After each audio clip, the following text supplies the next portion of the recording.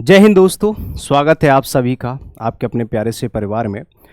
देखिए, सबसे पहले मैं आपको बता दूं, वर्ब जो टॉपिक होता है वो बहुत बड़ा चैप्टर होता है। इसके अंदर primary auxiliary verbs, modal auxiliary verbs, subject verb agreement, tense topic, non finite verb, ये सारे चैप्टर्स वर्ब के ही पार्ट होते हैं। ठीक है, तो ऐसे ही टेंस टॉपिक के अंदर हम लोग क्या पढ़ते हैं, इसके अंदर ऑक्सिलरी वर्ब्स भी यूज करना सीखते हैं। फिर उसके अंदर टेंस भी पढ़ते हैं, प्रेजेंट, पास्ट, फ्यूचर। तो टेंस टॉपिक के अंदर चाहे वो टेंस पढ़ो, चाहे नॉन फाइनाइट पढ़ो या मेन वर्ब पढ़ो, ये सारा का सारा पार्ट होता वर्ब का ही है। यानी कि वर्ब एक बड़ा चैप्टर होता है। तो वर्ब चैप्टर के अंदर एक तो होता है हमारा टेंस। ठीक है जी, कि भैया टेंस अगर आपको पढ़ना हो तो आपको क्या क्या पढ़ना होता है, प्रेजेंट, पास्ट, फ्यूचर, ऐसे करके। तो उसमें आप क्या समझते हैं भैया कि कौन से टेंस के कौन से पार्ट में कौन सी हेल्पिंग वर्ब लगानी है, कौन सी मेन वर्ब की फॉर्म यूज करनी है, ये सब हमें पता होता है। ठीक है, कि फर्स्ट फॉर्म यूज करनी है कि आईएनजी फॉर्म, ये सब हमें पढ़ना पड़ता है। तो ये तो हो गया कंस्ट्रक्शन, कि सेंटेंस को अगर आप कंस्ट्रक्ट करना चाहते हैं तो कौन सी वर्ब का एक अच्छा ऑर्गेनाइज करना, वर्ब्स को ऑर्गेनाइज करना, कि भैया सिमेट्री चेक करनी है, कौन सी वर्ब आएगी, कौन सी फॉर्म आएगी, ये सब चेक करते हैं। लेकिन उसी बीच हमें प्रॉब्लम होती है कि मान लो कोई मेन वर्ब लिखी हुई है और उस मेन वर्ब में ही हमें कंफ्यूजन हो रही है कि ये मेन वर्ब है। फॉर एग्जांपल कोई भी एक XYZ, कोई भी आपकी एक मेन वर्ब है, अभी मैं बहुत सारी मेन वर्ब सिखाने वाला हूं, उसकी कौन सी फॉर्म यूज होनी चाहिए, उसकी फॉर्म्स में ही प्रॉब्लम हो रही है। जैसे यहां पे लिखा है वर्ब बेस्ड प्रॉब्लम्स, ये वर्ब टॉपिक के अंदर का सबसे ज्यादा इंपॉर्टेंट पार्ट है मेरे भाई, सबसे ज्यादा इंपॉर्टेंट पार्ट है। कि जहां, और ये बहुत कम मिलता है, आप YouTube वगैरह पे या कहीं पर भी पढ़ोगे तो हर कोई टीचर इसको इजीली नहीं पढ़ाता, क्योंकि वहां पे क्या होता है, वर्ब बेस्ड प्रॉब्लम बहुत कम पढ़ाई जाती हैं और ये प्रॉब्लम्स बहुत सारी होती हैं, इनको अच्छे से एलैबोरेट करके कोई नहीं समझा पाता। तो मेन वर्ब्स की जितनी भी फॉर्म्स होती हैं वो हमें कंफ्यूज कर देती हैं, उनके यूजेस कंफ्यूज कर देते हैं कि कौन सी वर्ब कहाँ यूज होनी चाहिए। तो आज की क्लास में हम यही पढ़ने वाले हैं, जितनी भी मेन वर्ब्स बेस्ड प्रॉब्लम्स होती हैं ये एक तरीके से वर्ब का ही हिस्सा होता है। और मेन वर्ब्स बहुत कम आपको पढ़ाई जाती हैं, मेन वर्ब्स जो है किसी सिलेबस में एग्जिस्ट नहीं करती हैं, लेकिन हम पढ़ते हैं क्योंकि इसकी एक बहुत बड़ी लिस्ट होती है। लेकिन हम वही सेलेक्टेड वर्ब्स पढ़ने वाले हैं जो आपके एग्जाम्स में, कॉम्पिटिटिव एग्जाम्स में पूछी जाती हैं, चाहे वो एग्जाम कोई सा भी हो। ठीक है, तो चलिए शुरू करते हैं। हर एक वर्ब की कंफ्यूजन को हम दूर करेंगे, ठीक है ना। और ये एक तरीके से टेंस के अंदर भी आता है, यानी कि टेंस अगर आप पढ़ रहे हो तो आपको वर्ब की प्रॉब्लम सॉल्व करना आनी चाहिए। ये बेसिक वर्ब में भी काम करती हैं, ये एडवांस वर्ब में भी काम करती हैं, ये टेंस टॉपिक के अंदर भी काम, मतलब ये एक यूनिवर्सल कॉन्सेप्ट होता है, क्योंकि वर्ब अगर आप पढ़ रहे हो तो वर्ब की फॉर्म्स के बारे में नॉलेज आपके पास होनी चाहिए। ठीक है ना, तो चलिए शुरू करते हैं अपनी कहानी भाई। यहाँ पे हर एक वर्ब, जैसे कंफ्यूजिंग वर्ब जो होती है ना, जो आपको कंफ्यूज कर सकती हैं, उनकी कंफ्यूजन्स को हम दूर करते हुए चलेंगे। ठीक है, और नॉन स्टॉप ये क्लासेस इस तरह से चलती है, नॉन स्टॉप। हमारी क्लासेस में बस एक ही चीज़ आपको बढ़िया लगेगी कि आपको बीच में किसी भी तरह का टाइम वेस्ट नजर नहीं आएगा, आपको सिर्फ पढ़ाने से मतलब है। ठीक है ना, पढ़ाने और पढ़ने से मतलब होता है। जैसे आप देख रहे हो यहाँ पे एक वर्ब है सिंक, ठीक है जी, और सिंक का मतलब होता है डूबना। ऐसे ही ड्राउन का मतलब क्या होता है, डूबना या डुबाना। दोनों का मतलब होता है, जब दोनों का मतलब सेम है तो दोनों में क्या फ़र्क होना चाहिए। तो आप यहाँ पे मेरे भाई देखोगे क्या चीज़, यहाँ पे आप एक चीज़ देखोगे कि सिंक भी वर्ब है, ड्राउन भी वर्ब है। इनकी सेकंड फॉर्म, थर्ड फॉर्म देख लेते हैं। देखो, फर्स्ट फॉर्म होती है सिंक, सेकंड फॉर्म होती है सैंक, थर्ड फॉर्म होती है संक। और drawn first form, ड्रॉन्ड second form, ड्रॉन्ड third form. लेकिन इसमें फ़र्क क्या होता है कि अगर आप सिंक यूज़ करोगे तो इसको हम यूज़ करते हैं नॉन लिविंग नाउन के लिए, नॉन लिविंग नाउन के लिए। ठीक है, और इसको हम यूज़ करते हैं लिविंग नाउन के लिए। ठीक है, फॉर लिविंग नाउन, इतना फ़र्क होता है। ठीक है ना, जैसे कि अगर कोई नॉन लिविंग चीज़ डूब रही है तो हम सिंक लगाएंगे, और अगर कोई लिविंग चीज़ डूब रही है तो ड्राउन लगाएंगे, बस इतना फ़र्क होता है। सेकंड फॉर्म, थर्ड फॉर्म आपको यहाँ पे दिख ही रहा है, बस इतना सा फ़र्क होता है। ठीक है, जैसे कोई पेन डूब रहा है आपका पानी में तो आदमी डूब रहा है, आदमी डूब रहा है लिविंग हो गया, पेन डूब रहा है या कोई कार डूब रही है तो भाई नॉन लिविंग हो गया, सिंक लगा देना, बस इतना फ़र्क होता है। अब इनके एग्जाम्पल्स हम इसलिए नहीं दे सकते क्योंकि बहुत सारी वर्ब्स हैं, लगभग ऐसे 50 पेयर हैं, 50 के आसपास पेयर हैं। तो फिर एग्जाम्पल दोगे तो ये 2 घंटे से भी पार वीडियो निकल जाएगा। ठीक है ना, तो आप बस इमेजिन करते चलो और सीखते चलो। जैसे सीज का मतलब भी रोकना होता है, रुकना होता है, सीज मतलब रोकना और रुकना दोनों होता है। रोकना भी होता है इसका मतलब और रुकना भी होता है। इसका मतलब होता है रोकना, कायदे से किसी चीज़ को बंद कर देना, रोकना, ठीक है। और ये सीज होता है किसी भी चीज़ को जब्त कर लेना, अपने कब्जे में कर लेना। ये दोनों में फ़र्क होता है, ठीक है। फ़र्क पता चल गया। जब्त करना, सीज ये भी है, सीज ये भी है। जैसे कि अगर किसी दुकान को सीज कर दिया गया तो ये सीज हो गया। किसी का माल सीज कर लिया मतलब अब ये बिकेगा नहीं, इसको जब्त कर लिया सरकार ने, ठीक है। सीज की जो सेकंड फॉर्म होती है नीचे वाले की, ऊपर वाले की, ठीक है, ये यहां से हटा देना इसको, ठीक है जी। ये हटा देना, ये नहीं आएगा। सीज हो गया, हाँ, सीज्ड सीज्ड, और ये भी सीज्ड सीज्ड होता है, ईडी लगा देना, बस इतना सा है। तो सीज और सीज में फ़र्क पता चल गया। आगे चलते हैं। इन्वेंट और डिस्कवर में क्या फ़र्क होता है? बहुत सिंपल सी चीज़ है। जैसे कि अगर किसी चीज़ का आविष्कार किया गया है मेरे भाई, फॉर एग्जांपल जैसे डिजिटल बोर्ड पे पढ़ा रहा हूँ, तो ये जो डिजिटल बोर्ड है, मेरे सामने कैमरा लगा हुआ है, मेरे बगल में कंप्यूटर रखा हुआ है, इन सब चीज़ों का क्या किया गया? इन्वेंशन किया गया। नहीं, जो चीज़ दुनिया में नई होती है, जो दुनिया में नया है या जिनका इंसान ने आविष्कार किया है, ठीक है, आविष्कार करना होता है जो दुनिया में नया है। और जो दुनिया में पहले से ही था, जो दुनिया में पहले से था, बस इंसान ने ढूंढ के निकाल दिया। जैसे कि हड़प्पा सभ्यता है, तो वो पहले भी थी, बस हमने खोज लिया है। भारत की खोज हुई है, अमेरिका की खोज हुई है, ये पहले से थे, बस इनको ढूंढ के निकाला, तो इसको डिस्कवर किया गया है। इन्वेंट हो जाएगा खोजना, बट आविष्कार करना, ये होता है खोजना, ठीक है। Invented, discovered, second form, third form, forms भी लिखी हुई हैं, मीनिंग्स भी लिखे हैं, डिफरेंसेस भी लिखे हैं कि क्यों होता है, कैसे होता है। अब आ जाते हैं, ये देखो लाए का बहुत बड़ा थोड़ा सा कंफ्यूजन होता है ना। देखो लाए जो होती है ना, इसकी फर्स्ट फॉर्म तो सेम होती है दो जगह, ठीक है, लेकिन इनकी सेकंड फॉर्म लाइड, थर्ड फॉर्म लाइड, ठीक है, और सेकंड फॉर्म ले और थर्ड फॉर्म लेन। अब यहां पे इनके मीनिंग बदल जाते हैं। देखिए मेरे भाई, अगर ये वाला जो लाए है, अगर इसकी सेकंड फॉर्म लाइड लगा रहे हो, थर्ड फॉर्म लाइड लगा रहे हो, तो इसका मतलब हो जाता है झूठ बोलना। क्या मतलब हो जाता है? झूठ बोलना। अगर आप झूठ बोल रहे हो मेरे भैया, तो आप कहोगे लाई, लाइड, लाइड, ठीक है जी। और अगर आप लाई की सेकंड फॉर्म ले लिख रहे हो और थर्ड फॉर्म लेन लिख रहे हो, तो इसका मतलब क्या हो जाता है पता है? इसका मतलब हो जाता है लेटना या फिर पड़े होना, पड़ा हुआ या पड़ा होना। जैसे कोई चीज़ कहीं पर पड़ी हुई है, फॉर एग्जांपल जैसे ये टेबल पे पड़ी हुई है, कोई चीज़ हाथ पे पड़ी हुई है, तो आप इसको लाए कह सकते हैं, लेकिन इसकी सेकंड फॉर्म ले और थर्ड फॉर्म लेन होनी चाहिए, तब इसका मतलब होगा पड़े होना। जैसे कोई ज़मीन पे पड़ा हुआ है, बेड पे पड़ा हुआ है, तो लाए, ले, लेन। और झूठ बोल रहे तो लाए, लाइड, लाइड। अगर लाए जो है सेकंड फॉर्म, जैसे यहां तो लाए की सेकंड फॉर्म ले है, अब अगर ले को फर्स्ट फॉर्म आपने मान लिया, जो ले होता है, ले फर्स्ट फॉर्म, इसका मतलब होता है अंडे देना। अंडे देना, जब मुर्गी अंडे देती है तो उसको ले बोलते हैं, लेकिन इसकी सेकंड फॉर्म लेड और थर्ड फॉर्म लेड होगी। अगर ले सेकंड फॉर्म है तो पड़ा होना या लेटना, और फर्स्ट फॉर्म है तो अंडे देना। इसका दूसरा मीनिंग भी होता है सेक्रीफाइस करना, न्यौछावर करना, ठीक है जी। क्या करना? न्यौछावर करना, यानी कि सेक्रीफाइस करना, किसी भी चीज को सेक्रीफाइस कर दिया आपने, न्यौछावर कर दिया, ठीक है, दान कर दिया। ले, लेड, लेड। लेकिन आप बस एक ही चीज पढ़ो, अगर मेरी बात मानो तो अंडे देना पढ़ो, बस इसी से आपके सारे क्वेश्चन सही होंगे। इनके बीच की कंफ्यूजन आपको दूर करनी है।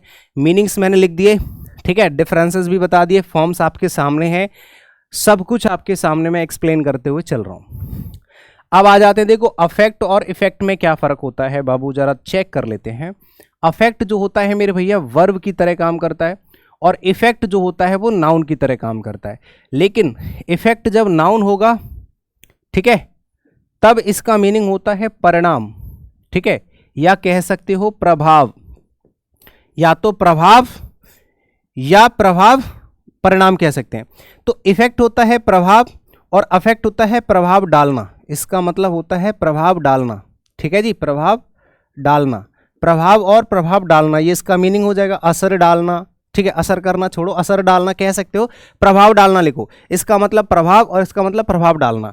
अब यहां पे एक चीज एक्स्ट्रा आ जाती है, जैसे अगर आप इफेक्ट को एज अ वर्ब यूज करते हैं, ये एक्सेप्शनली यूज होता है, मतलब बहुत रेयरली, ज़्यादातर होता है नाउन की तरह यूज। वो क्या करेगा, आपको इन्हीं दोनों में कंफ्यूज कर देगा, अफेक्ट और इफेक्ट में। ठीक है, जहां अफेक्ट यूज करना होगा वहां इफेक्ट यूज कर देगा, जहां इफेक्ट यूज करना होगा वहां अफेक्ट यूज कर देगा, ऐसे करके। ठीक है जी, हाँ, तो आपको यही करना है, ध्यान रखना है कि यहाँ पे अगर नाउन की तरह यूज करोगे तो इसका मतलब प्रभाव, लेकिन जब आप इसको वर्ब की तरह यूज करोगे तो इसका मतलब होता है बदलाव लाना, या कह सकते हो लागू करना। क्या करना, लागू करना। इफेक्ट को जब आप वर्ब की तरह यूज करोगे तो इसका मतलब हो जाता है किसी भी चीज को लागू करना, जैसे कि आज से हमारी कंपनी में ये नियम लागू हो गया है, यानी कि हमने ये चीज बदलाव करी है, ऐसे करके। फॉर्म्स आपके सामने है, affect, affected, affected, effect, affected, affected, दोनों ही वर्ब है, याद रखना, ये भी वर्ब है और ये भी वर्ब है। ठीक है, और जब इसको नाउन की तरह यूज करोगे तो कोई वर्ब की, कोई फॉर्म की जरूरत है नहीं। देखो, एश्योर, एंश्योर और इंश्योर में क्या फर्क होता है। अगर एज श्योर है, ए एस है, तो इसका मतलब होता है तीनों ही वर्ब हैं, तीनों का मीनिंग अलग अलग है।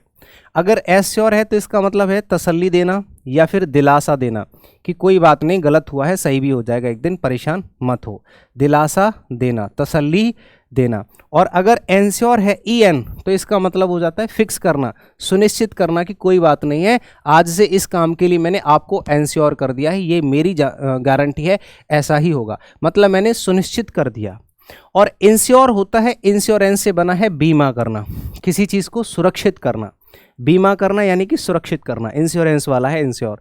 तो एश्योर दिलासा देना, एंश्योर सुनिश्चित करना, और इंश्योर बीमा करना। ठीक है जी।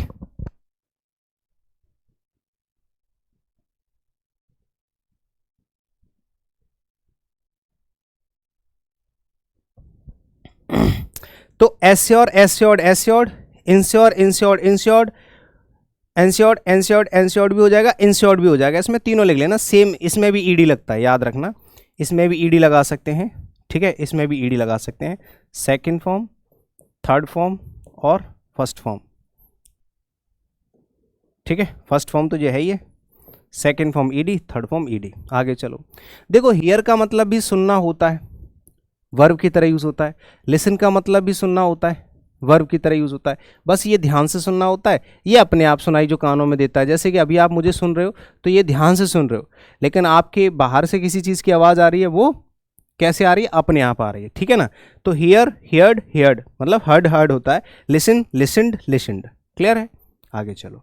हील और हील में क्या फर्क होता है, देखो भैया, साउंड दोनों का एक जैसा है लेकिन मीनिंग में थोड़ा सा डिफरेंस है। हील, हील, हील होता है वर्ब और हील होता है नाउन।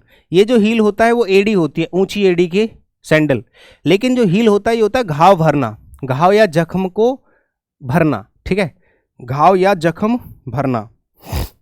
ठीक है जी, ऐसे लिख लो, घाव या जख्म भरना,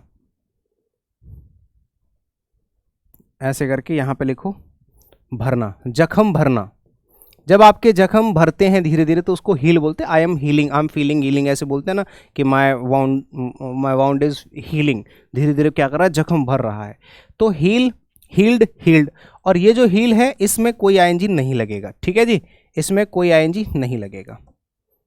ठीक है, इसमें कोई आईएनजी नहीं, सॉरी, इसमें कोई ईडी वगैरह कुछ नहीं लगाना है।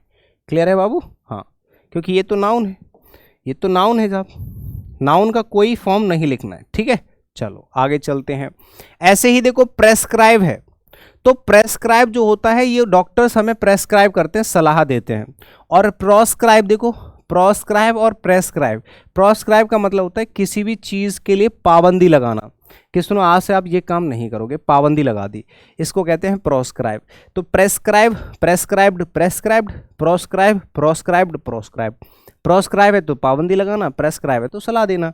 आगे चलो, देखो, अडॉप्ट है, अडप्ट है और अडेप्ट है, इनको ट्रिक से भी याद कर सकते हैं हम। ठीक है ना, देखो, अडॉप्ट का मतलब होता है साहब, ये भी वर्ब है, ये भी वर्ब है, दोनों वर्ब की तरह यूज होंगे, और ये होता है आपका एडजेक्टिव। इसका मतलब होता है निपुण, चालाक या एक्सपर्ट कह सकते हैं। ठीक है जी, इसका मतलब हो जाएगा एक्सपर्ट, कि अगर कोई व्यक्ति किसी काम में एक्सपर्ट है तो उसको हम कहते हैं अडेप्ट। ठीक है, और अडेप्ट होता है अनुकूल बनना, अनुकूल बनाना, मतलब अगर आप किसी भी काम के अनुकूल हो गए हैं, ठीक है ना, तो उसको कहते हैं हम अडप्ट। ठीक है, अडॉप्ट होता है किसी चीज को स्वीकारना यानी कि गोद लेना, स्वीकारना। अब इनको ट्रिक से कैसे याद करोगे, देखो जरा ट्रिक बना लेते हैं इनको याद करने की। बहुत सिंपल ट्रिक है कि देखो भैया, अगर ओ है तो ओ तो गोद लेना होता है, जिसमें ओ है वो होता है गोद लेना, ठीक है, अपनाना। ए है, ए का साउंड होता है अ, और अ से बन जाएगा अनुकूल, अ से बन जाएगा अनुकूल। और ई है, तीनों में यही तो फर्क है, ई ए ओ, ठीक है, गो ओ गोद लेना, ठीक है। ई से हो जाएगा एक्सपर्ट, एक्सपर्ट मतलब निपुण, चालाक, ऐसे करके E for expert, A for अनुकूल, और ओ फॉर गोद, ओद गोद, ठीक है, ऐसे करके। Adopt, adopted, adopted, adopt, adapted, adapted. और अडेप्ट की कोई फॉर्म होगी नहीं क्योंकि ये तो एडजेक्टिव है। पार्ट्स ऑफ स्पीच के भी नाम लिखे हुए हैं, ठीक है, मीनिंग्स भी लिखे हैं, डिफरेंसेस भी लिखे हैं, क्या डिफरेंस है, फॉर्म्स भी लिखी हैं, और ट्रिक, और क्या चाहिए, सब कुछ तो बताते हुए चल रहा हूं भैया। देखो एल्यूड और इल्यूड में क्या फर्क होता है बच्चा, देखो जरा। एल्यूड का मतलब होता है, ये भी वर्ब है और ये भी वर्ब है। एल्यूड का मतलब होता है कि संदर्भ में उल्लेख करना, इसका मीनिंग होता है उल्लेख करना, समझ गए। यानी कि एल्यूड मतलब होता है उल्लेख करना, वर्णन करना, एक्सप्लेन करना। और इल्यूड का मतलब होता है दूर रहना, एब्सटेन, बचना, ठीक है जी, ये होता है बचना, दूर रहना, दूर रहना या बचना, ठीक है, दूर रहना या फिर बचना, इल्यूड का मतलब होता है ये। और मीनिंग लिखे हैं एल्यूड, इल्यूड, इल्यूडेड, इल्यूडेड, इल्यूडेड, इल्यूडेड, इल्यूडेड, दोनों लिखे हुए हैं। ईडी ईडी लगाना है बस, सब कुछ लिखा हुआ है। ये सारे के सारे ऐसी चीजें मैं सिखा रहा हूं, ये वर्ड्स ऐसे हैं जो आपके जो चैप्टर वाइज प्रैक्टिस होंगे ना उसमें भी आएंगे। ये बहुत ध्यान रखना, ये टेंस के अंदर ही पार्ट आता है, टेंस का ही पार्ट है ये भी, ठीक है। टेंस के अंदर, वर्ब के अंदर ये सारी चीजें पूछी जाती हैं। टेंस के अंदर इसी क्लास से बहुत सारे क्वेश्चन पूछे जाते हैं ज्यादातर, ठीक है। जैसे अमेंड और इमेंड में क्या फर्क होता है, देखो अमेंड में ए है, इमेंड में ई है, दोनों का मतलब होता है संशोधन करना। लेकिन एक होता है जैसे मान लो इसमें कोई गलती है तो उसको ठीक कर दिया, एक होता है इसमें कोई गलती है तो उसको हटा के बाहर निकाल दिया। तो ये होता है जैसे कि मान लो किसी गाड़ी का कोई पार्ट खराब हो गया तो हम उस पार्ट को या तो ठीक करते हैं, उसको निकाल के फेंक देते हैं, दूसरा डाल देते हैं, तो वही होता है। अमेंड मतलब होता है सुधार करना, संशोधन करना, करेक्ट करना। लेकिन इमेंड का मतलब होता है उन गलतियों को निकाल के फेंक देना, बाहर निकाल देना, ठीक है। हालांकि इतना ज़्यादा इंपॉर्टेंट ये वाला पार्ट नहीं है, लेकिन फिर भी आप समझ लो दोनों के बीच का फ़र्क क्या होता है। अमेंड मतलब सुधार करना और इमेंड मतलब गलतियों को निकाल के बाहर फेंक देना। देखो ये जो बाय है, बॉट है ना, ये बाय से बना है। बाय, बाय का मतलब होता है खरीदना, ठीक है जी, खरीदना। तो बाय की सेकंड फॉर्म और थर्ड फॉर्म है किसकी, बाय की। और ये जो ब्रॉट है ये है ब्रिंग, ये ब्रिंग से बना है। ब्रिंग मतलब होता है लाना और बाय मतलब होता है खरीदना। बाय मतलब खरीदना, ब्रिंग मतलब लाना। तो बाय की सेकंड फॉर्म और थर्ड फॉर्म होती है बॉट, और ब्रिंग की सेकंड फॉर्म और थर्ड फॉर्म होती है ब्रॉट। इसके बहुत सारे क्वेश्चन पूछे जाते हैं, ठीक है, बहुत बार। Buy, bought, bought, bring, brought, brought, ऐसे करके। आगे चलो, कंपोज और कंप्राइज। देखो कंपोज होता है बनाना, लेकिन ये स्पेशली म्यूजिक के लिए इस्तेमाल किया जाता है, ठीक है, ये स्पेशली म्यूजिक के लिए इस्तेमाल किया जाता है, ठीक है। म्यूजिक को कंपोज किया जाता है ना, सॉन्ग्स या म्यूजिक कंपोज किया जाता है, बनाना, क्रिएट करना, निर्माण करना, ये होता है कंपोज। कंपोज वर्ब की तरह यूज किया जाएगा, इसका मतलब होता है बनाना क्या, म्यूजिक। और कंप्राइज होता है किन्हीं भी चीजों से जोड़ जोड़ के कोई चीज बनाना, से बना होना, ठीक है, किन्हीं चीजों को जोड़, जो शामिल करना भी होता है, इसका मीनिंग लिख लो, शामिल करना। जैसे आपको एक टीम बनानी है तो परफेक्ट लोगों की टीम, अच्छे अच्छे एक्सपर्ट्स की टीम अगर आप बनाते हैं तो आप एक्सपर्ट्स को अपनी टीम में जोड़ते जा रहे हैं, जोड़ते जा रहे हैं, जोड़ते जा रहे हैं, उसको कंप्राइज करते हैं। जैसे फैमिली में 5 लोग हैं, एक और पैदा हो गया, 6 हो गए, एक और पैदा हो गया, 7 हो गए, 8 हो गए, वो कंप्राइज होता है, ठीक है। तो कंप्राइज मतलब से बना होना, यानी कि शामिल करना। और कंपोज होता है म्यूजिक को कंपोज करना, ठीक है। दोनों ही वर्ब हैं, ईडी ईडी लगाओ, सेकंड फॉर्म थर्ड फॉर्म बन जाएंगी। Compose, composed, composed, comprise, comprised, comprised. Clear है। आगे चलो, देखो डिफेस का मतलब होता है, इसकी ट्रिक भी मैं आपको यहां पे बता दूंगा। डिफेस का मतलब होता है खराब करना, ठीक है, खराब करना। और इफेस का मतलब होता है मिटा देना, समाप्त कर देना, ठीक है, हाँ समाप्त करना, मिटा देना, खत्म करना, समाप्त करना, ठीक है जी। हाँ, तो इसको आप ट्रिक से कैसे याद करोगे, यहां पे आप ट्रिक बना लीजिए एक। कैसे भैया, फेस है, अगर देखो आप किसी भी फेस को खराब कर देना, फेस को खराब करना, फॉर एग्जाम्पल आप मान लो मैंने कोई ड्राइंग बनाई ऐसे करके, ठीक है, और इस ड्राइंग को मैंने क्या कर दिया, ऐसे ऐसे कर दिया, तो इसको कर दिया मैंने क्या, डिफेस कर दिया। और अगर मैं ऐसे कर दूंगा तो इफेस कर दिया। इफेस मतलब पूरी तरह से समाप्त करना और डिफेस मतलब खराब करना, ठीक है। तो किसी फेस को खराब कर दिया या फेस को पूरी तरह से खराब कर दिया या मिटा दिया, ऐसे करके आप याद कर लेना, ठीक है जी। Deface, defaced, defaced, efface, effaced, effaced. देखो एक तो होता है पोर और एक होता है पोर, POUR और PORE। ये जो पोर होता है ये होता है वर्ब और ये जो पोर होता है ये होता है नाउन, ठीक है, हाँ जी। तो नाउन की तो कोई फॉर्म होंगी नहीं, समझ रहे हो, नाउन की तो कोई फॉर्म होंगी नहीं, इनको हटा दो। ऐसा नहीं है कि ये ईडी लगे हैं तो ये गलत है, गलत नहीं है, इनके दूसरे मीनिंग्स होते हैं। अगर आप ईडी लगा दोगे तो ये वर्ब की तरह काम करने लग जाएंगे और इनका मीनिंग कुछ और निकलेगा जिसका आपसे कोई मतलब नहीं है। तो हमें उतना ही पढ़ना है जितना आपके एग्जाम में आता है। तो देखो PORE जो होता है ना, ये होता है छेद, छिद्र मतलब छेद होता है, और पोर मतलब होता है डालना, डालना ऊपर से, ऊपर से कोई चीज़ ऐसे डाल देते हैं, नमक डाल दिया, चीनी डाल दी, मिर्चा डाल दिया, जैसे सब्जी वब्जी बनाते हैं। तो पोर मतलब होता है उड़ेलना या डालना या भुरकना, भुरकने का मतलब ऊपर से करके नमक डालते हैं तो उसको पोर बोलते हैं। आगे चलो, प्रोसीड और प्रीसीड में क्या फ़र्क होता है, देखो यहाँ पे 2 ई है, यहाँ पे 1 ई है, यहाँ पे ओ है, यहाँ पे ई है। प्रोसीड करना होता है आगे बढ़ना, किसी भी चीज़ को प्रोसीड करना, आगे बढ़ना, ठीक है, हाँ। और एक होता है प्रीसीड मतलब से पहले आना, ठीक है, किसी भी एंटीसीडेंट कह सकते हो। एंटीसीडेंट तो आपने पढ़ा होगा, ग्रामर में बहुत बार पढ़ते हैं।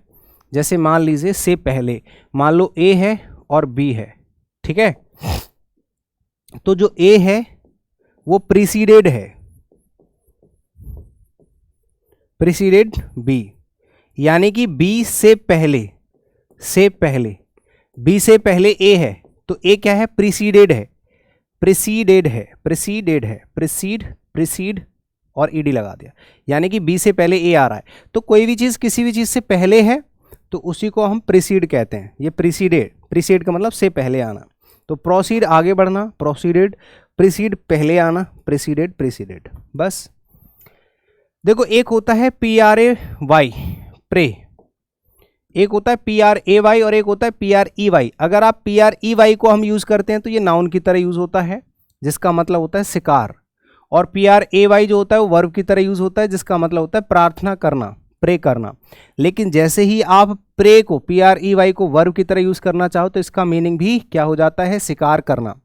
अगर PREY जो है वो शिकार या शिकार करना, नाउन या वर्ब, लेकिन PRAY सिर्फ प्रे, ये भी होता है प्रे, नाउन भी होता है, ये भी नाउन की तरह यूज होता है, इसका मतलब हो जाएगा सिर्फ प्रार्थना। प्रे नाउन भी होता है प्रार्थना और वर्ब होता है प्रार्थना करना। ऐसे ही PRE जो होता है शिकार और शिकार करना। प्रेड, प्रेड, प्रेड, प्रेड, बहुत सिंपल, ये प्रार्थना करना, ये शिकार करना, ये प्रार्थना, ये शिकार। वर्ब की तरह यूज करना चाहो फॉर्म्स लिखी हैं, नाउन की तरह यूज करना चाहो फॉर्म्स नहीं लगाओगे, सिंपल है। एक होता है फ्लॉट, FLOUT, और एक होता है फ्लॉन्ट, FLAUNT, फ्लॉन्ट। तो फ्लॉट का मतलब होता है किसी भी चीज का उल्लंघन करना। फ्लॉट का मतलब क्या होता है भैया, किसी भी चीज का उल्लंघन करना, ठीक है, फ्लॉट मतलब उल्लंघन करना होता है। और एक होता है फ्लॉन्ट, मतलब होता है दिखावा करना। क्या करना, दिखावा करना, ठीक है, हाँ।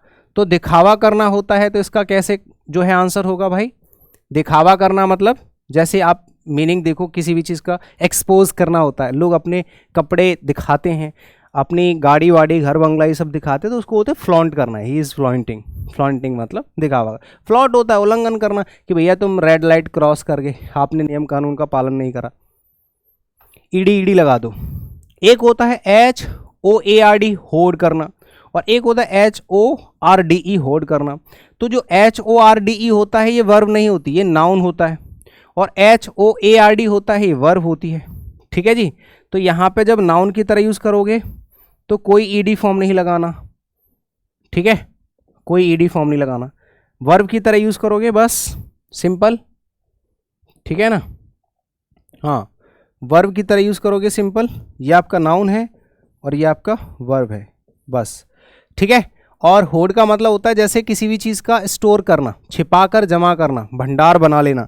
आपने देखा होगा काला बाजारी करते हैं ना लोग, जैसे कि प्याज महंगी हो रही है तो वो लोग इकट्ठी कर लेते हैं, सस्ती हो रही है तो जब सस्ती हो जाती है इकट्ठी कर लेते हैं, फिर बाद में बेचते हैं, जब कमी आ जाती है मार्केट में फिर बेचते हैं महंगा करके। और होल्ड होता है लोगों का समूह, झुंड होता है लोगों का, उसको कहते हैं होल्ड, ठीक है। HORDE होल्ड होता है लोगों का समूह, और HOARD होता है, ये होता है किसी भी चीज़ का जमाखोरी।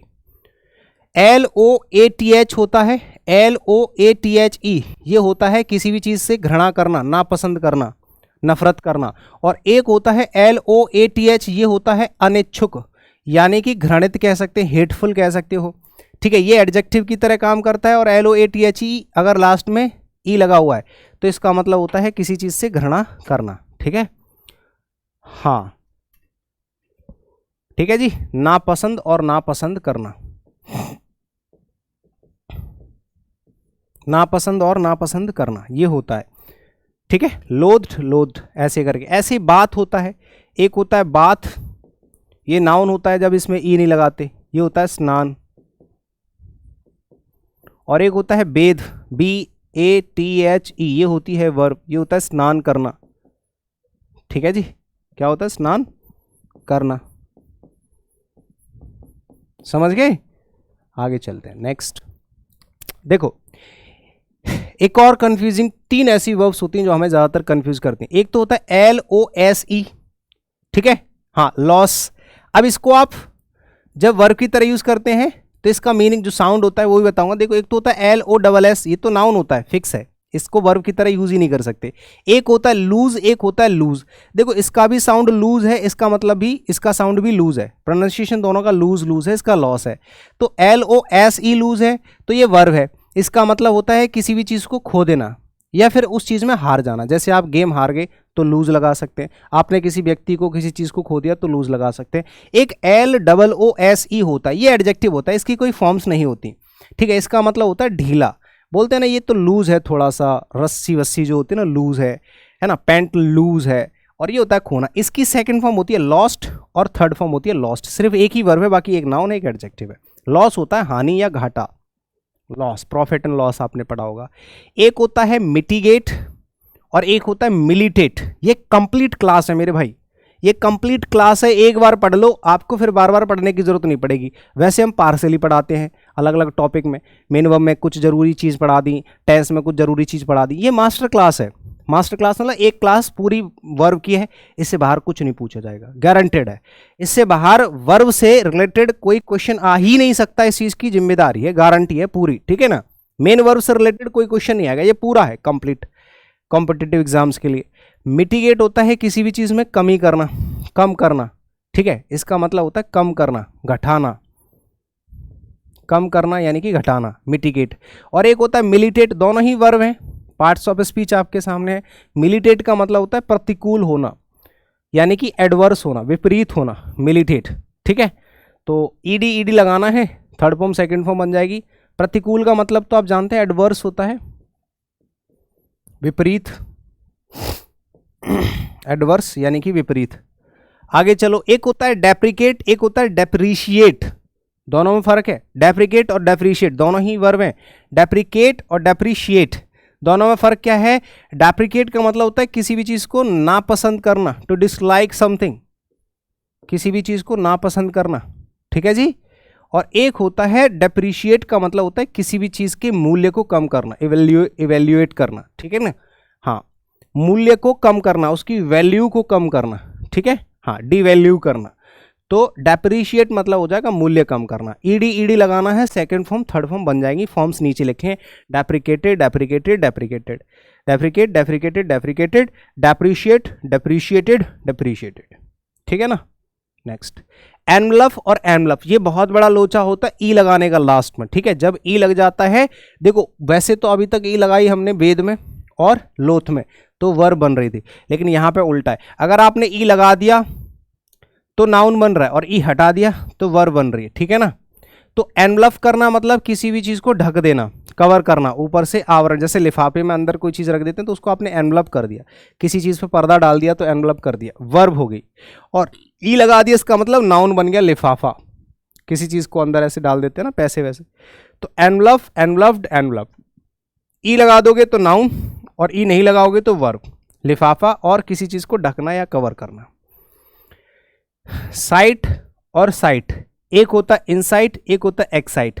इनसाइट है ये होता है उकसाना, एक्साइट है ये भी होता है उकसाना, दोनों में फर्क होता है। ये जो वर्ड होता है ये पॉजिटिव होता है, ठीक है जी, और ये होता है नेगेटिव। कैसे? अगर किसी गलत काम के लिए किसी को भड़काया जा रहा है तो उसको इनसाइट कहते हैं, गलत काम के लिए, गलत काम के लिए भड़काना वो होता है इनसाइट, ठीक है। ओहो तेरे से ऐसे बोल दिया है, तेरी कोई वैल्यू ही नहीं है, देखो तुम्हारे साथ क्या हो रहा है, राहुल गांधी बच्चों को भड़का रहा है ऐसे करके, तो वो होता है भड़काना। उत्तेजित करना होता है किसी को एक्साइट करना या एनकरेज कह सकते हो, किसी अच्छे काम के लिए एनकरेज करना, ठीक है। जैसे कोई मोटिवेट हो रहा है मतलब मोटिवेट कर रहे हैं हम किसी को, एक्साइटमेंट जानते हो ना, किसी भी काम को पाने की इच्छा होती है, एक्साइटेड, एक्साइटेड, इंसाइटेड, इंसाइटेड। एक होता है राउट, रूट और रूट, तीनों में फर्क है। राउट तो आप जानते हैं ये भी वर्ब होती है, राउट होता है ROUT, इसका मतलब होता है किसी भी चीज में, किसी भी गेम में हार जाना, ठीक है, आसानी से, ROUT, ठीक है। राउटेड, राउटेड हो गया। रूट जो होता है ये रास्ता होता है, नाउन की तरह यूज करा जाएगा। ये जो रूट होती है जड़ें होती हैं, ठीक है, पेड़ की रूट, ये जड़ होती हैं, ये रास्ता होता है, और राउट होता है ROUT। अब यहां से ये हटाना पड़ेगा फिर से, ठीक है, इसको हटा दो, इसकी जरूरत नहीं है क्योंकि नाउन है। हालांकि ये वर्ब की तरह यूज करे जाते हैं बट अभी आपको पढ़ने की जरूरत नहीं है, ठीक है। चलो आगे देखते हैं। तो ये समझ में आ गया, ROUT होता है आसानी से हराना, किसी को हरा दिया आपने, डिफीट कर दिया। रूट होता है रास्ता, और ये जो रूट होता है दो ओ होते हैं, इसका मतलब होता है जड़ें। देखो एक होता है सेंस्योर, ठीक है, और एक होता है सेंसर और सेंस्योर। क्या फर्क होता है? श्योर मतलब है, इसका मतलब क्रिटिसाइज करना, आलोचना करना। CENSURE मतलब किसी की निंदा करना, क्रिटिसाइज करना, ठीक है, ये होता है क्रिटिसाइज करना।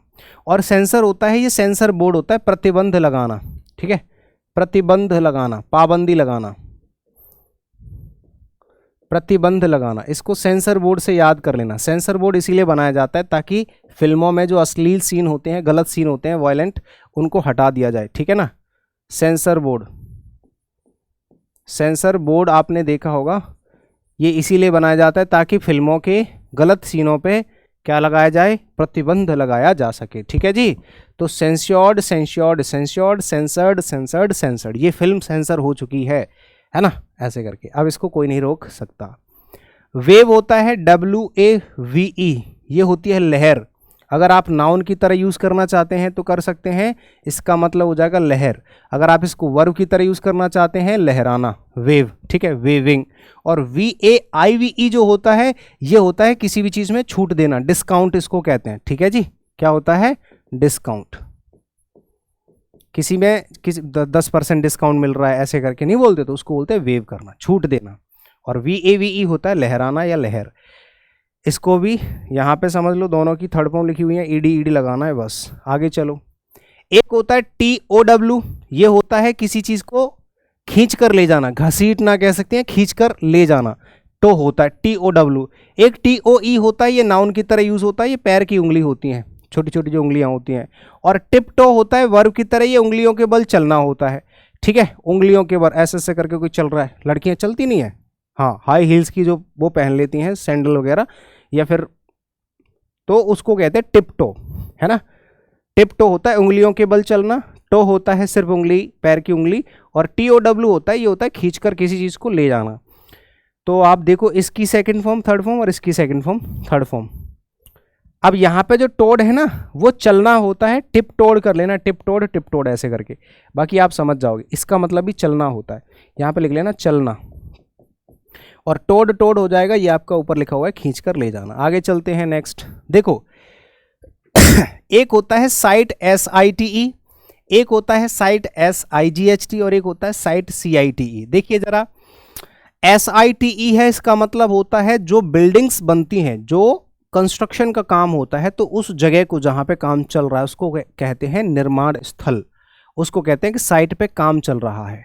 ठीक है, आप ये ज़्यादातर कंस्ट्रक्शन के लिए यूज़ करते हैं, बाकी आप कहीं पे भी यूज़ कर सकते हैं। जैसे कहीं पर किसी का मर्डर हुआ, एक्सीडेंट हुआ, तो उसको भी साइट बोलते हैं।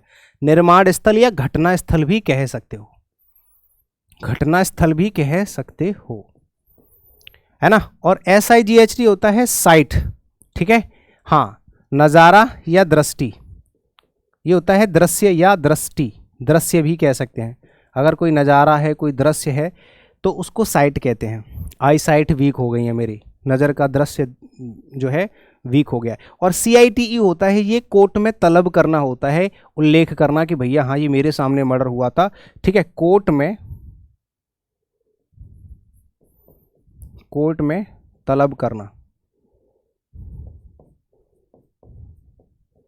तलब करने का मतलब होता है कि जो कुछ भी है आप उसके बारे में जो भी बताना चाहते हैं, जो उल्लेख करते हैं जाके कोर्ट में, उसको बोलते हैं साइट, याद रखना। ठीक है, हाँ। और ये जो साइट है ना, ये वर्ब की तरह भी यूज हो जाता है, साइट, देखना। ठीक है, साइट का मतलब देखना भी होता है, तो इसकी सेकंड फॉर्म थर्ड फॉर्म भी होती है, जैसे नीचे नीचे लिखा हुआ है साइटेड, साइटेड, ये गलत लिखा हुआ इसको सही कर लेना, इसको सही कर लो। ठीक है,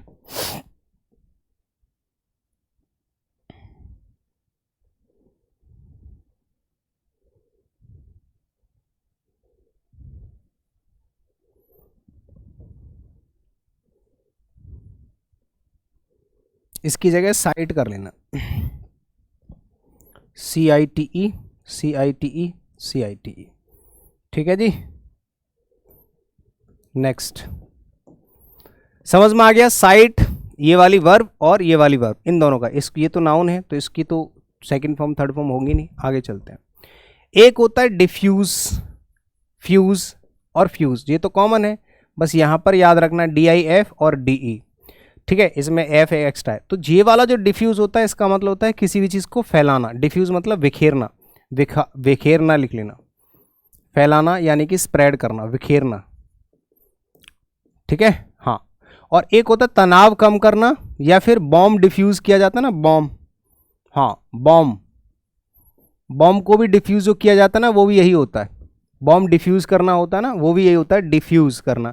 और डिफ्यूज होता है किसी चीज को फैलाना, दोनों ही वर्ब होती हैं, डिफ्यूज्ड, डिफ्यूज्ड। ठीक है, ED लगाना है। आगे चलेंगे, देखो डेजर्ट में, देखो DESERT, डेजर्ट होता है, नाउन की तरह यूज करोगे तो इसका मतलब रेगिस्तान। ठीक है, और वर्ब की तरह यूज करोगे तो इसका मतलब होता है छोड़ना, त्यागना, लीव। ठीक है, हाँ जी। तो डेजर्ट नाउन भी होता है, वर्ब भी होता है। नाउन की तरह यूज करोगे तो रेगिस्तान, वर्ब की तरह यूज करोगे तो त्यागना, छोड़ना। और एक होता है डेजर्ट जिसमें 2 S होते हैं, तो ये होता है मीठा, स्वीट, मिठाई। मील्स यानी कि खाने के बाद, खाने के बाद। ठीक है, कोई कुछ मीठा जो स्वीट डिश होती है ना, उसको कहते हैं खाने के बाद जो मिठाई होती है ना, मीठा खाते हो, उसको कहते हैं डेजर्ट। ठीक है, तो डेजर्ट, डेजर्टेड, डेजर्टेड। क्लियर है यहां तक? आगे चलिएगा। एक होता है सीवियर, SEVER, और एक होता है सीवियर, SEVERE, है ना। और एक होता है सीवर, सीवर।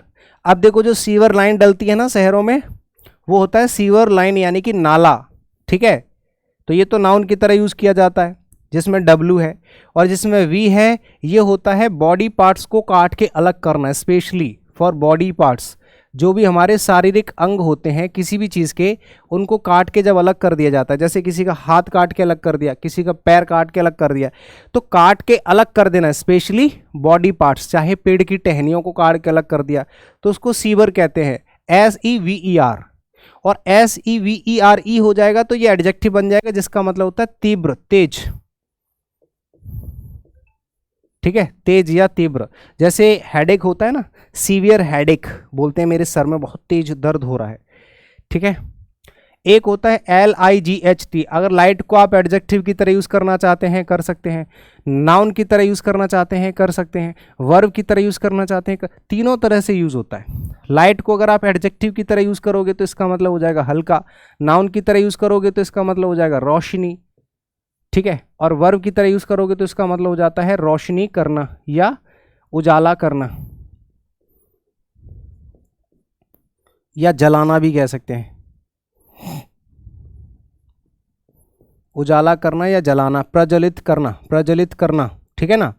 और ये हल्का और ये रोशनी, ये आपका हो जाएगा एडजेक्टिव, ये आपका नाउन और ये आपकी वर्ब। और बर्न होता है BURN, इसका मतलब भी देखो जलाना होता है अगर आप इसको वर्ब की तरह यूज करना चाहो, लेकिन ये हल्के लेवल पे, जैसे कि आपको गैस का स्टोव जलाना है तो आप लाइट यूज करोगे, बर्न यूज नहीं करोगे। अगर किसी को घर जलाना है पूरा, किसी को एक आध गांव में आग लगानी है तो इसको कहते हैं बर्न करना, ठीक है, जलाना। और नाउन की तरह यूज करोगे तो ये होता है जला हुआ भाग, एक बोलते ना बर्नर आता है तो बर्नर लगा लेते हैं जले हुए भाग पे, तो ये जला हुआ जो भाग होता है इसको बर्न कहते हैं नाउन की तरह यूज किया जाए तो। लेकिन बर्न का मतलब होता है आग लगाना, ठीक है, इसका मतलब हो जाएगा आग लगाना, आग लगाना, ठीक है जी। चलिए नेक्स्ट देखो, कैच का मतलब भी पकड़ना होता है और होल्ड का मतलब भी पकड़ना होता है, दोनों में थोड़ा फर्क होता है। जैसे ये तो कोई चीज़ है जो गतिशील है तो उसको पकड़ रहे हो, कोई गतिशील जैसे कि कोई ट्रक भाग रहा है, बस जा रही है या कोई चीज़ भाग रही है, चलती हुई चीज़ को पकड़ना होता है कैच। और ये कोई चीज़ मैंने कहा इसको पकड़ के रखना, ठीक है, ये भाग ना जाए, तो पहले भी वो स्थिर है और अभी भी स्थिर है, ये होल्ड कर लिया, जैसा है उसी पोजीशन में होल्ड करना होता है, मतलब ठहरी हुई चीज़ को थामना या पकड़ना, ठीक है, हाँ पकड़ना, थामना या पकड़ना आप यहाँ पे लिख सकते हैं। लेकिन ये वर्ब की तरह यूज होगा तब। अगर आप इसको नाउन की तरह यूज करना चाहते हैं तो ग्रिप हो जाती है, पकड़, नाउन की तरह भी यूज कर लेते हैं होल्ड। ऐसे ही कैच वर्ब की तरह यूज करोगे तो पकड़ना, लेकिन चलती हुई चीज को, किसी गतिशील चीज को पकड़ना, चीज को पकड़ना, ठीक है। और नाउन की तरह पकड़, दोनों का मतलब पकड़ होता है नाउन की तरह यूज करोगे तो, लेकिन वर्ब की तरह यूज करोगे तो चलती हुई चीज को, जैसे अगर मैं इसको फेंकूँ ऐसे करके तो इसको मैंने पकड़ लिया कैच, और इसको मैंने चुपचाप ऐसे करके पकड़े रखा है कि सुनो हिलनी नहीं चाहिए ऐसे करके, तो ये होल्ड हो गया। क्लियर है? हाँ। कॉट हो जाएगा, हेल्ड हो जाएगा। इसकी सेकंड फॉर्म थर्ड फॉर्म का ध्यान रखना, जिसमें ईडी लगता है उतना ध्यान नहीं रखना होता, लेकिन जिनमें ईडी नहीं लगता है उनका थोड़ा ध्यान रखना पड़ता है। कैनवास में CANVASS है, कैनवास में CANVAS है, जिसमें 2 S होते हैं, ये होता है वर्ब की तरह यूज, और ये होता है वोट मांगना। जैसे आजकल नेता अभी जैसे विधानसभा जो है चुनाव होने वाले हैं, ठीक है, लोकसभा के, तो वहाँ पे क्या होगा, घूम घूम कर वोट मांगने जाएंगे लोग, नेता लोग, तो इसको कहेंगे कैनवास, मतलब घूम घूम कर वोट मांगना, ठीक है जी। और कैनवास होता है मोटा कपड़ा, जो जैसे बोलते हैं ना कि अपने घर के सामने से तरपाल लटका लेते हैं तो उसको कैनवास कहते हैं। जूते वूते बनते हैं जिस कपड़े के, वो कैनवास होता है। तो कैनवास मतलब होता है मोटा कपड़ा, ठीक है। तो कैनवास, कैनवास्ड, कैनवास्ड। अब आ जाते हैं देखो रिफ्यूज मतलब होता है किसी भी चीज़ के लिए मना करना। जैसे आपने मेरे से कोई डिमांड करी या कोई चीज़, मतलब ऐसा कुछ बोला कि हम ऐसा करना चाहते हैं, तो मैंने मना कर दिया कि नहीं भाई मैं नहीं कर पाऊंगा। आप हमारे यहाँ जॉब कर लो, मैंने कहा मना नहीं कर दिया, मैं नहीं कर पाऊंगा। आप हमारे यहाँ आ जाओ, मैंने कहा मना कर दिया भैया मैं नहीं आऊँगा। तो ये होता है रिफ्यूज़ करना, किसी भी चीज़ के लिए मना कर देना। एक होता है किसी ने कोई प्रस्ताव रखा और आपने उस चीज़ को अस्वीकार कर दिया कि भाई नहीं नहीं नहीं ये गलत बात है, ऐसा नहीं हो सकता। जैसे पार्लियामेंट में किसी ने कोई मुद्दा उठाया, बाकी के लोगों ने उसको सपोर्ट नहीं किया कि नहीं ये गलत चीज़ है, जैसे CAA का विरोध हो रहा है तो इसको खंडन करना होता है। ये होता है बात का खंडन करना, ठीक है, किसी भी बात का खंडन करना, यानी कि किसी भी बात से असहमत होना। ये होता है डिनाई या रिफ्यूट नॉट रिफ्यूज। रिफ्यूज अस्वीकार कर देना, नहीं नहीं मैं नहीं कर पाऊंगा इस काम को। और एक होता है किसी भी बात को मानने से इनकार करना, वो होता है डिनाई या डिक्लाइन या रिफ्यूट। जैसे आप अपने मोबाइल फ़ोन में कोई भी जैसे परमिशन लेते हो तो मोबाइल मना कर देता है ना, या एक्सेस मना कर देता हो, तो डिनाई होता है, या डिक्लाइन होता है, रिफ्यूट होता है, ठीक है। रिफ्यूज होता है आपने किसी चीज़ के लिए मना कर दिया खुद से। एक होता है कि आपके पास, जैसे डिक्लाइन हो गया, किसी भी चीज़ का प्रपोजल आया और आपने उसको ठुकरा दिया कि सर ये 10,000 रुपये आप मेरी तरफ से इसको रख लीजिए, मैंने कहा नहीं मैं नहीं ले सकता, है ना, उसको बोलते हैं डिक्लाइन, ठीक है ना। डिक्लाइन मतलब होता है अस्वीकार करना, मना कर देना। तीनों में थोड़ा थोड़ा सा फर्क होता है। पैडल होता है DLE, ये होता है घूम घूम कर सामान बेचना। पैडलर भी आपने सुना होगा, पैडलर होता है जो सामान बेचने वाला होता है। पैडलर होता है बेचने वाला, फेरी वाला, ये होता है फेरी वाला, ठीक है। और एक होता है पैडल जो साइकिल में होता है। पैडल साइकिल में जिस पर पैर रखकर घुमाते हैं उसको पैडल बोलते हैं। और अगर वर्ब की तरह यूज करोगे तो चलाना या घुमाना, चलाना या घुमाना कह सकते हो। किसी भी चीज़ को पैडल कर रहे हो यानी कि घुमा रहे हो, घुमा रहे हो। और नाउन की तरह यूज करोगे तो पैडल जिस पर पैर रखते हैं। और पैडल जो होता है PEDDLE, PEDDLE, इसका मतलब होता है घूम घूम कर सामान बेचना, ठीक है, फेरी करना। और PEDAL होता है, ये होता है साइकिल का पैडल और उसको चलाना। दोनों नाउन और वर्ब नीचे लिखा हुआ है, ठीक है। Second form third form ED लगा के बन जाएगा। राइड होता है दो पहिया वाहनों की या फिर जानवरों की, ठीक है। सैर करना, सैर करना, ठीक है, सवारी करना, ये नाउन है। देखो यहाँ पे गलत वो हो गया है, ठीक है। ये होता है वर्ब, ये होता है दो पहिया वाहनों की सवारी करना या फिर जानवरों की, दो पहिया व जानवरों की सवारी करना। और नाउन की तरह यूज करोगे सैर, सिर्फ सवारी या सैर, ये होता है राइड। ड्राइव होता है चार पहिया वाहनों की सवारी करना, ठीक है, ये भी सैर या सैर करना। नाउन और वर्ब दोनों तरह से यूज हो जाता है। राइड, रोड और राइडन, याद रखना, राइड, रोड और राइडन। और ये वाला रोड अलग होता है, वो रोड होता है सड़क, और ये रोड होता है सवारी करना, मतलब राइड करना, राइड, रोड, राइडन। और ड्राइव, ड्रोव, ड्राइवन, ध्यान रखना। आगे चलो, एक होता है वाइदर, WITHER, ये होता है मुरझाना, वर्ब की तरह यूज करना होता है। तो वाइदर, वाइदर्ड, वाइदर्ड, ED लगाना है। एक होता है वेदर, ये होता है नाउन, इसकी तो कोई फॉर्म होगी नहीं, ये होता है प्रतिदिन का मौसम, जो डेली का मौसम होता है ना, कि आज का वेदर बहुत, what a lovely weather today, what a lovely weather today. और एक होता है वेदर, WHETHER, ये कंजंक्शन होता है या तो या नहीं, ऐसे करके, वेदर या ना, ठीक है। एक होता है वाइदर, ये होता है, ये भी एडजेक्टिव होता है। ये पुराने के टाइम में इंग्लिश हुआ करती थी, वहां पर ये कंजंक्शन की तरह यूज किया जाता था, इसकी तरह, ठीक है, इसकी तरह यूज होता था, एडजेक्टिव की तरह, ठीक है। अभी इसका कोई यूज है नहीं है, तो हम इसको नहीं पढ़ेंगे, हम इसको नहीं पढ़ेंगे। वाइदर को पढ़ने की वैसे जरूरत है नहीं, आप इसको चाहो तो हटा भी सकते हो, ठीक है। इसका कोई खास यहाँ पे यूज वैसे है नहीं, है ना। आप इसका यूज यहाँ से हटा सकते हैं, कोई खास यूज इसका है नहीं जी। तो ये तीन पढ़ लो, वाइदर, वेदर और वेदर, ये कंजंक्शन, ये नाउन मौसम, और ये वाइदर होता है वर्ब मुरझाना। इसकी सेकंड फॉर्म थर्ड फॉर्म यहाँ पे लिखी हुई है। इसको भी हटा दो, वेदर को भी, इसकी भी जरूरत नहीं है, ठीक है ना, इसकी भी जरूरत नहीं है, सिर्फ ऊपर वाला लिखना है, ठीक है ना। बस आगे चलते हैं। देखो ये कुछ चीजें ऐसी हैं जो बहुत जरूरी हैं, इंपॉर्टेंट चीज। अब यहां से छोटी छोटी चीजें हैं लेकिन बहुत बार रिपीटेड है। जैसे आप देखोगे प्रैक्टिस में सी है, एक तो प्रैक्टिस में सी होता है, ठीक है, और एक प्रैक्टिस में एस होता है। जिसमें एस है वो वर्ब, जिसमें सी है वो नाउन। यानी कि प्रैक्टिस का मतलब होता है अभ्यास और अभ्यास करना, ठीक है जी। हाँ, प्रैक्टिस, प्रैक्टिस्ड, प्रैक्टिस। अब इसमें भी देखो ED लगा रखा है, तो आपको एक ही में ED लगाना है, सिर्फ ऊपर नीचे वाले में, इसमें नहीं लगा सकते, ठीक है। हाँ, इसमें ED नहीं लगता है क्योंकि ये नाउन होता है, ये क्या होता है, नाउन होता है, इसमें ED नहीं लगाएंगे, ठीक है जी। हाँ बस प्रैक्टिस्ड, प्रैक्टिस्ड। अगर ED लगाना है तो SED वाले में लगाएंगे, इसमें नहीं लगा सकते क्योंकि ये तो नाउन है। ये क्या है, ये तो नाउन, नाउन में ED नहीं लगाएंगे। इसका मतलब होता है अभ्यास और इसका मतलब होता है अभ्यास करना। जिसमें S होता है इसका मतलब होता है अभ्यास करना, ठीक है। एक होता है एडवाइस और एडवाइस, सलाह और सलाह देना, ये नाउन होता है सी वाला, और S वाला क्या होता है, वर्ब, ठीक है। Advice, advised, advised. ऐसे ही होता है कंप्लेन और कंप्लेंट, ये होता है भैया शिकायत करना, कंप्लेन, और कंप्लेंट होती है शिकायत। जिसमें T लगा हुआ है, T वाला, ये नाउन है, कंप्लेंट मतलब शिकायत, और कंप्लेन मतलब शिकायत करना, कंप्लेन, कंप्लेंट, कंप्लेंट, ठीक है जी। बस ये हो गए आपके सारे के सारे क्वेश्चंस कंप्लीट।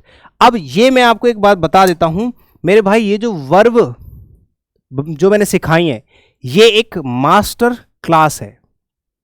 यानी कि अगर ये वर्ब सारी, वैसे चाहता तो मैं थोड़ी थोड़ी वर्ब सिखा देता आपको टेंस से रिलेटेड या हल्की वल्की जो यूज होती हैं, जैसे लास्ट में 2-3 सिखाई ना, advice advice, practice practice, licence licence, ये सब। लेकिन मैंने आपको पूरा पढ़ा दिया। मैंने कहा यार पढ़ा ही रहे हैं तो एक बार अच्छे से पढ़ा दो ढंग से।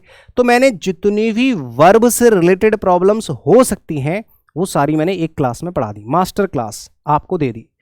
अब इससे ये हो जाएगा कि आपको पूरी वर्ब से रिलेटेड कोई प्रॉब्लम कभी भी किसी चैप्टर में होगी नहीं, चाहे एडवांस वर्ब हो। नॉन फाइनाइट में भी ऐसे क्वेश्चन आते हैं, प्रैक्टिस क्वेश्चंस, उसमें भी दिक्कत नहीं होगी, टेंस में दिक्कत नहीं होगी, किसी में भी दिक्कत नहीं होगी। एक बार आपको जो मैंने अलग से एक्सक्लूसिव वीडियो दे दिया, ठीक है ना। तो ये हो गई आपकी वर्ब की सारी क्लास कंप्लीट अच्छे से, ठीक है जी। चलो तो थैंक यू सो मच, मिलते हैं अगली क्लास में कुछ और अच्छा सा लेके। शुक्रिया, कॉन्टैक्ट नंबर्स वगैरह सब आपको दिख ही रहा होगा पीछे। अब मिलते हैं अगली क्लास में, ठीक है जी। चलो thank you so much, bye bye, take care, जय हिंद, शुक्रिया।